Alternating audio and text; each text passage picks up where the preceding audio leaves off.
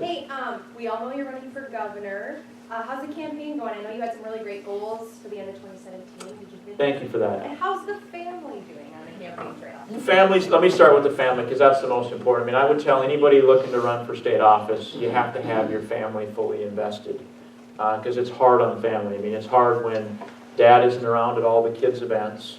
I'll be lucky I'll be in Watertown watching girls basketball this weekend, but I miss a lot. I miss it because of the job and I miss it because of the campaign. Angela does great with it. I mean, she's a busy professional. She's a nurse.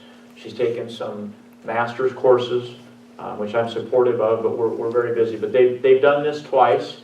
I admit, though, that running for Attorney General is the junior varsity. I'm now in the varsity. My hope was that this campaign would be a clean campaign, and that still is my goal. I want to run a campaign that my kids, my supporters can be proud of. Some things have been happening that maybe indicate it's not so clean, but my team is going to keep it as clean as we can. We did set goals. It's important that a campaign sets goals and works hard at achieving it. And I know there's some people in this room, and I won't call you out, but I want to thank you. We set a goal to raise a record $1 million, and we set a goal knowing that that money would be raised last year in 2017 here in South Dakota. I don't sit on committees elsewhere, and I don't bring in a lot of Washington money. South Dakotans have elected me and supported me through donations as Attorney General, and they're doing just that for Governor. And so we just made the announcement this morning that our team, and I say our team because it's a whole bunch of hosts in every community, including here, broke the record. We raised well over $1 million, and about over 90% of that came right here at home. It came from South Dakotans that this election will affect. It came from South Dakotans that are investing in our campaign, and it shows strength and momentum. But I'm humbled by that.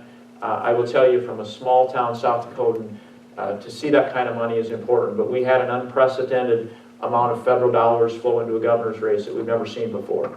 And so it's really been South Dakota helping me, helping our team really be able to compete with those monies. So the campaign's going great. I'm enjoying it.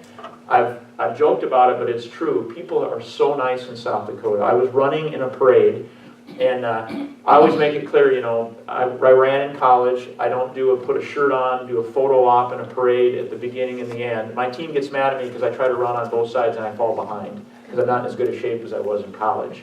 But the worst thing that was said to me during a parade is, Mr. Jackley, and I always say, call me Marty, Mr. Jackley, I wish you'd reconsider your position on marijuana. And I said, I'm sorry, I'll certainly listen, but from what I see in the job as Attorney General and the public health and safety concerns, I just don't think marijuana is right for South Dakota.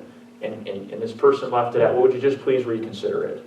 And so when you run in a parade and that's the worst thing that happens to you, that's pretty good. And so people have been so kind, and not everybody agrees with my positions.